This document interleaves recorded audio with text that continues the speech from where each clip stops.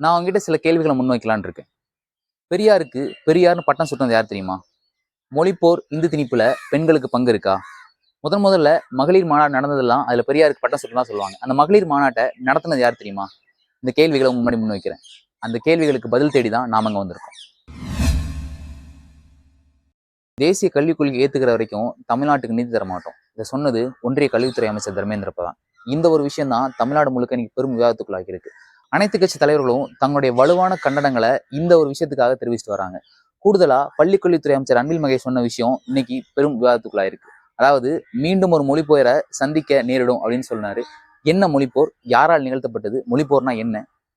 1938 தொடங்கி 1967 வரைக்கும் திருத்தம் இப்போ வரைக்கும் மொழிப்போருக்கும் இந்தி திணிப்புக்கும் உண்டான அடித்தளங்களை யாரோ சிலர் போட்டுட்டு தான் இருக்காங்க. அதுக்கு எதிராக பல வலுவான கண்டனங்கள் எழுந்துகிட்டு தான் இருக்கு. தமிழ் மொழி அல்லாத பிற மொழி திணிப்போ இல்லை அதுக்கு சம்பந்தமான போராட்டங்களோ நடக்கிறது புதுசு கிடையாது. பல நூற்றாண்டு காலங்களா இந்த போராட்டம் நடந்திருக்கு. பல தியாகிகள் இதற்காக உயிரை விட்டுருக்காங்க. மொழிப்போர் தியாகிகள்னு சொன்னதுமே நமக்கு நினைவுக்கு வருது தாளமுத்து நடராசன் தான். இந்த தாளமுத்து நடராசங்கிறதுலே பெரிய அரசியல் இருக்கு. அதை தாண்டிய ஒரு மறைக்கப்பட்ட அரசியல் ஒன்று இருக்கு. மொழிப்போர் தியாகிகள்ல பெண்களுடைய பங்களிப்பு. 1938 பள்ளிகள்ல இந்தி திணிப்பு ரொம்ப கட்டாயமாகவும் வலுவாகவும் நடந்துகிட்டு இருக்கு. அந்த சமயத்துல பல கிளர்ச்சியான போராட்டங்கள் நடைபெற்று இருந்தது.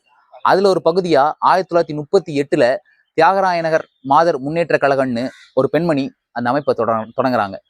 மாதர் முன்னேற்ற கழகம் பெண்களுடைய முன்னேற்றத்தை மையமா வச்சு தொடங்கப்பட்டாலுமே அதுல இந்தி திணிப்பு குறித்து வலுவான கொள்கை பிரகடனங்கள் உருவாகினது. என்னன்னா, இந்தி திணிப்பு பள்ளிகளில் ஏற்படுறதை தவிர்க்க பல போராட்டங்கள் நடத்தணும்னு அந்த அமைப்பு முடிவு செய்யுது. இதன் ஒரு பகுதியா தன்னுடைய முதல் மாநாட்டை 1938 அவங்க கூட்டுறாங்க. பெண்களுடைய முன்னேற்றத்தை மையமா வச்சு இந்த மாநாடு நடத்தப்பட்டிருந்தாலும் இதுல சில அழுத்தமான தீர்மானங்கள் நிறைவேற்றப்படுது. குறிப்பா பீச், ஃபோர்ட், பார்க் இந்த ஸ்டேஷன்களுக்கு தமிழ்ல பேர் வைக்கணும், கலப்பு திருமணத்துக்கு ஆதரவு, மறுமணத்துக்கு ஆதரவு அப்படின்னு சில தீர்மானங்கள் நிறைவேற்றப்படுது. மேலும் பெரியாருக்கு பெரியார்னு பட்டம் சுட்டினதும் இதே மாநாட்டில் தான். மாநாட்டில் பேசின பெண்கள் எல்லாருமே இந்தி திணிப்புக்கு எதிராக பல கண்டன கோஷங்களை எழுப்புறாங்க. பலரும் தங்களுடைய கருத்துக்களை, தங்களுடைய பார்வைகளை தெரிவிக்கிறாங்க. அதுல பேசின திரு தர்மாம்பாள் என்ன சொல்றாங்கன்னா, தமிழ்நாட்டுல 3 கோடி மக்கள் வாழ்றாங்க. அதுல 95% மக்கள் இன்னும் தாய்மொழியையும் இன்னும் எழுத படிக்க தெரியாம இருக்கும்போது இந்தி திணிப்பை கொண்டு வர்றது கட்டாயமா, இது தேவையா அப்படின்னு தங்களுடைய கண்டன கோஷங்களை எழுப்புறாங்க. இந்த மாநாட்டில் பேசின பெண்களுடைய கருத்துக்களுக்கு பெரியார் தன்னுடைய முழு ஆதரவை தெரிவிக்கிறார். இவரோட கருத்து வரணும்னு சொல்றாரு. இந்த மாநாட்டுக்கு அப்புறமா சென்னை தியாலஜிக்கல் பள்ளி முன்னாடி இந்த பெண்கள் போராட ஆரம்பிக்கிறாங்க. தர்மாம்பாள், மூவலூர் ராமாவதன் உள்ளிட்ட பல பெண்கள் இந்த போராட்டத்தில் கலந்துருக்காங்க.